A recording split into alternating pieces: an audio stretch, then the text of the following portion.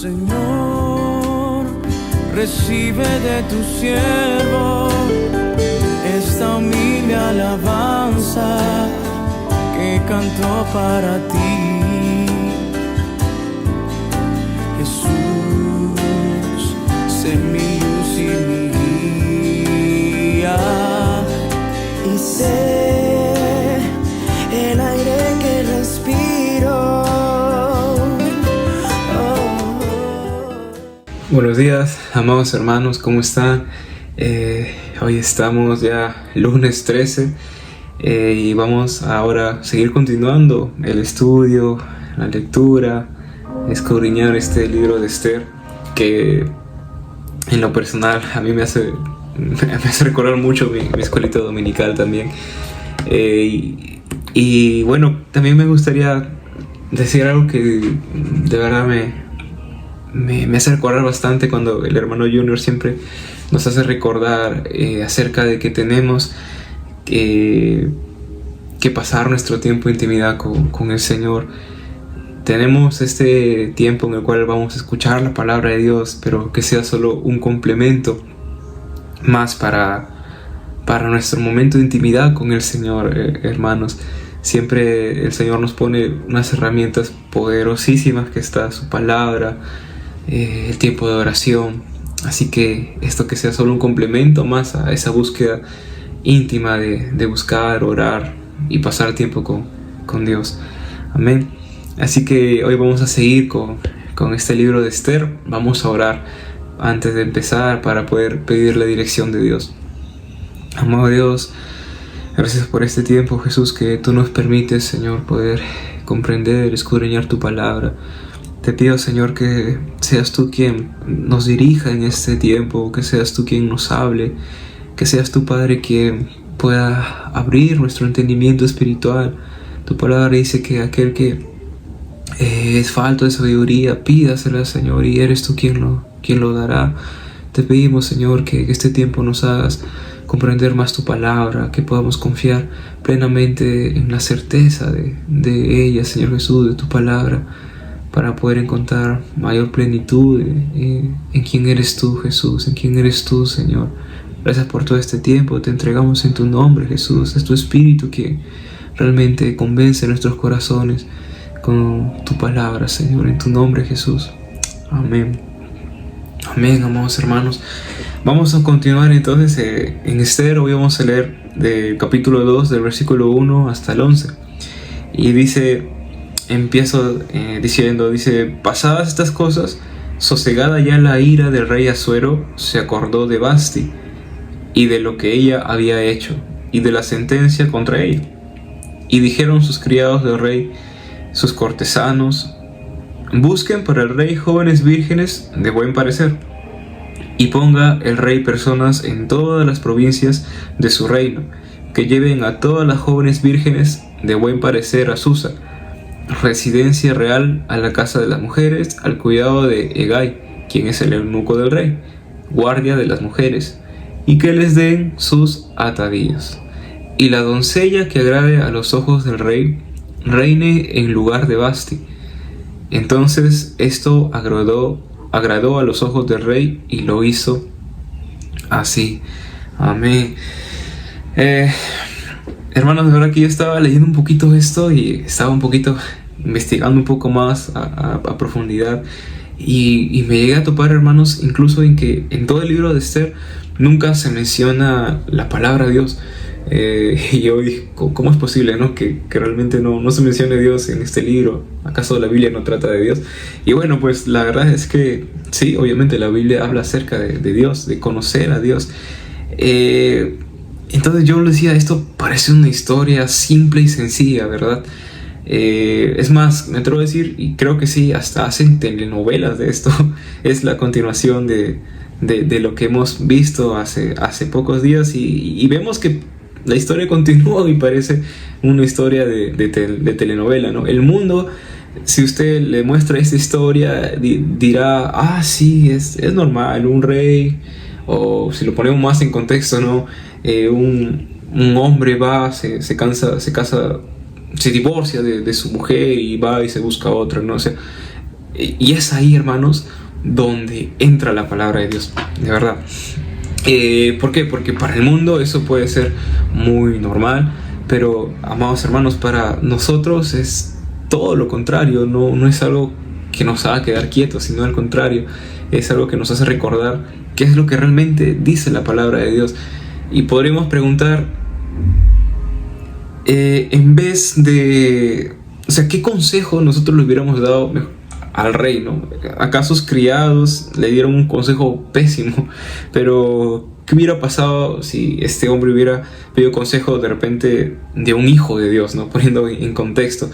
Y es ahí, hermanos, donde la palabra de Dios entra, porque tenemos que alimentar nuestra conciencia, no quedarnos callados y decir, esto es normal, sí, es una historia, sí, un hombre se cansó de su mujer, va a buscar a otra mujer. No, de verdad, hermanos, y yo también, todos ahí entramos en conjuntos, tenemos que alimentar más esa conciencia de pecado, no ser más sensibles al pecado. Y cuando leemos estas cosas, vemos cómo es el contraste con la palabra de Dios.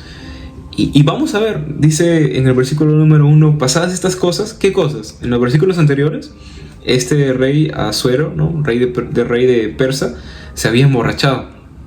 Y producto de eso es que, pues, dice que sentencia a su mujer y la bota. O sea, ya no va a ser su esposa, ya no va a ser más la reina. Y producto de eso es que al día siguiente, cuando pasa todo lo que se había tomado, el licor, pasa toda la locura que ha tenido el día anterior, es que se arrepiente y recibe estos consejos, ¿no? Y lo primero, hermanos, y es algo que muchas veces de repente diríamos, pero eso ya lo conozco, ¿no? Los que tenemos tiempo de repente en la iglesia, o los nuevos incluso también dirían, sí, yo también conozco, pero es importante siempre recordarlos, hermanos, y no cansarnos de esto, porque nos ayuda a estar alerta realmente, y como decía antes, poder ser más sensibles a la voz de Dios, ser más sensibles al pecado, ¿no? A rechazarlo. Y es que la palabra de Dios dice, hermanos, en 1 Corintios 6, del 9 al 10, ¿no? No se dejen engañar, ni los fornicarios, ni los idólatras, ni los adúlteros, ni los afeminados, ni los que se acuestan con varones, ni los ladrones, ni los borrachos, ¿no? Heredarán el reino de Dios, ¿no? Ese sería el consejo que un hijo de Dios le hubiera dado al rey Asuero, ¿no? A este rey. Los borrachos no van a heredar el reino de Dios. Y quizás el mundo se alarmaría, ¿no? Como dice, para el mundo puede ser locura. Oye, no, eso, ¿qué me hablas, no? Pero en serio, el que es hijo de Dios va a decir la palabra de Dios, ¿no? Tal cual y como es. Y más abajo vemos que el consejo de estos criados es, bueno, entonces busquen una mujer virgen, ¿no? Para que pueda casarse con este rey. O sea, le están diciendo literalmente, tengo otra mujer, ¿no? Y eso, pues, Dios también lo denuncia completamente, es pecado. ¿Y cómo sabemos que es pecado? Incluso va más allá de eso, es más profundo cuando Cristo nos enseña, y está en Mateo 5:27, dice, ustedes han oído que se dijo, no cometerán adulterio, ¿verdad? Y esto es lo que este hombre iba a hacer, iba a cometer adulterio, porque iba a estar con otra mujer. Pero ahora yo te digo que si alguno mira a una mujer con el deseo de tener relaciones sexuales con ella, en su mente, en su corazón, ya ha cometido pecado con ella. Así que si tu ojo derecho te hace pecar, sácalo y tíralo. Es mejor que pierdas parte de tu cuerpo a que todo el cuerpo sea echado al infierno. Y hermanos, es así, de verdad. Podemos ver que este rey es totalmente opuesto a lo que la palabra de Dios nos dice, nos enseña. Y este sería el consejo perfecto que un hijo de Dios debe darle a una persona que se encuentra en esta situación. No, oye, no, la palabra de Dios dice eso, tú vas a cometer adulterio, ¿no? ¿Cómo puedes estar con alguien que no es tu esposa? Incluso yo me pongo a pensar, ¿no? ¿Qué dirán de mí que soy jovencito, ¿no? Que todavía ni siquiera me caso, ¿no? ¿Con qué derecho tú lo dices? Ni siquiera entiendes, ¿no? Nos pueden decir muchas cosas, hermano, de verdad. Nos pueden decir, no, que tú no entiendes la situación, tú no sabes por qué le he sido infiel, tú no sabes por qué este rey de repente terminó con su esposa, de repente tenía, no sé, rencillas, de repente guardaba rencor, tenía problemas desde más antes. Y el contexto puede cambiar, ¿no? Y nos pueden decir muchas cosas, pero lo que no pueden cambiar es lo que dice la palabra de Dios. Eso es inerrante, eso jamás va a cambiar, como dice su palabra. Y Jesús decía, cielo y tierra pasarán, pero mi palabra jamás va a pasar, mi palabra no pasará. Y es así, como decía, a mí me pueden decir muchas cosas, ¿no? Y me lo han dicho muchas veces, oye, no, pero tú eres jovencito, todavía no has disfrutado la vida, que esto, que lo otro. Y no es necesario tener que conocer eso, ¿no? Sino al contrario, yo creo lo que la palabra de Dios dice y punto, ¿no? Es así. Entonces vemos un claro ejemplo, hermanos, de lo que no es un cristiano y ponemos, ¿no?, en contraste, ¿no? Incluso en algunas Biblias he visto que hay unos espacios para poder anotar. Ahí podemos poner de repente, ¿no?, en contraste, ¿no?, lo que es el mundo y lo que hace el Hijo de Dios, ¿no? El mundo pues hace esto, lo que hace el rey Asuero, lo que hace sus criados, y el Hijo de Dios hace esto, ¿verdad? Y vamos a seguir leyendo ahora en el versículo número 5. Dice: había en Susa, residencia real, un varón judío cuyo nombre era Mardoqueo, hijo de Yair. Él era hijo de Simeí, hijo de Cis, del linaje de Benjamín, el cual había sido transportado de Jerusalén con los cautivos que fueron llevados con Jeconías, rey de Judá, a quien hizo transportar Nabucodonosor, rey de Babilonia. Voy a hacer un pequeño paréntesis aquí, hermanos, y es que es importante recordar que aquí el pueblo judío, el pueblo escogido por Dios, todavía se encuentra en el exilio. Es decir, que están exiliados, no están en la tierra prometida donde donde Dios les había dicho que estén, ¿no? Y ese es el contexto. Y es también muy importante poder entender el contexto de este libro, porque así podemos entender también cómo es que Dios obra en este tiempo. Y vamos a seguir leyendo. Dice: y había criado este hombre, no Mardoqueo, a Hadasa, es decir, Esther, quien era hija de su tío, porque ella era huérfana, y la joven era de hermosa figura y de buen parecer. Cuando su padre y su madre murieron, Mardoqueo la adoptó como hija suya. Sucedió pues que cuando se divulgó el mandamiento y decreto del rey, ya habían reunido a muchas doncellas en Susa, residencia real a cargo de Hegai. Esther también fue llevada a la casa del rey, quien estuvo al cuidado de Hegai, quien era el guardia de las mujeres, y la doncella agradó a sus ojos, y halló gracia delante de él, por lo que hizo darle prontamente atavíos y alimentos, y también le dio 7 doncellas especiales de la casa del rey, y la llevó con sus doncellas a lo mejor de la casa de las mujeres. Y Esther no declaró cuál era su pueblo ni su parentela, porque ya Mardoqueo le había mandado a que no declarase, no dijera nada. Y cada día Mardoqueo se paseaba delante del patio de la casa de las mujeres para saber cómo le iba a Esther y cómo la trataba, ¿verdad? Y aquí es donde empieza un poco en giro la trama de esta historia, ¿no? Y como le decían antes, es importante ver el contexto. En este entonces no había profetas, no había alguien quien le dijera: oye, haz esto, haz el otro, Dios dice esto, oye, ¿cuál es nuestro futuro? ¿Qué nos como pueblo de Dios, qué debemos hacer? No. Y hay un silencio, ¿no? en este entonces.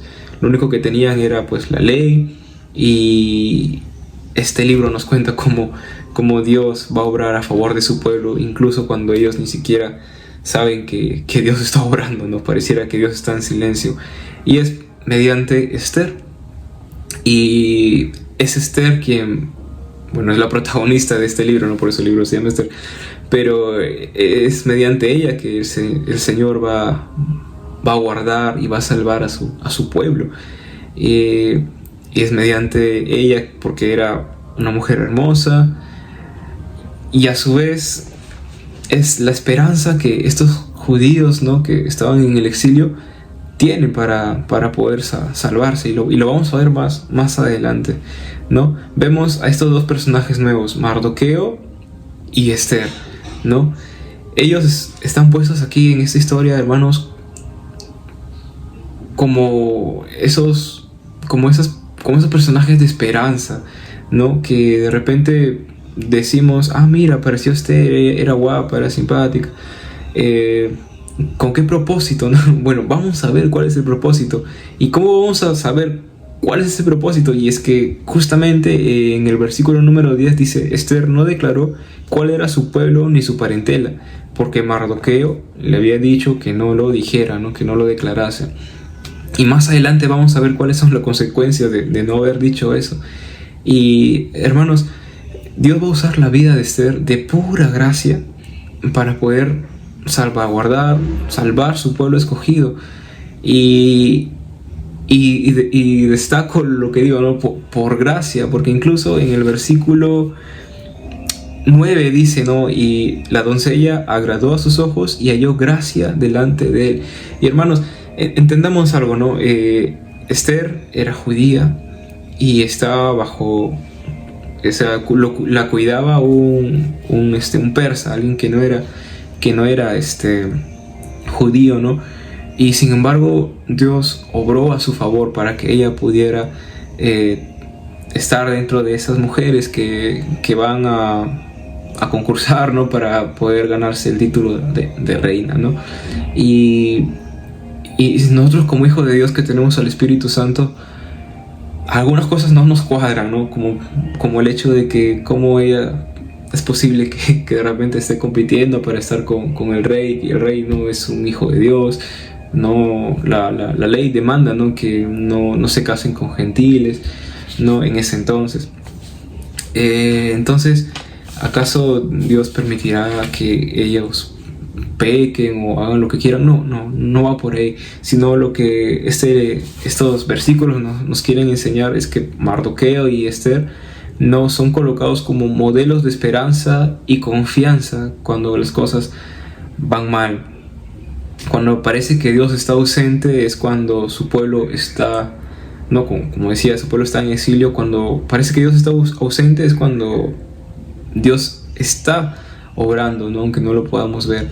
El pueblo de Dios en este entonces estaba totalmente desesperanzado, y de verdad esta historia narra cómo Dios usa la vida de esta mujer, ¿no?, valiente, para poder salvar a su pueblo.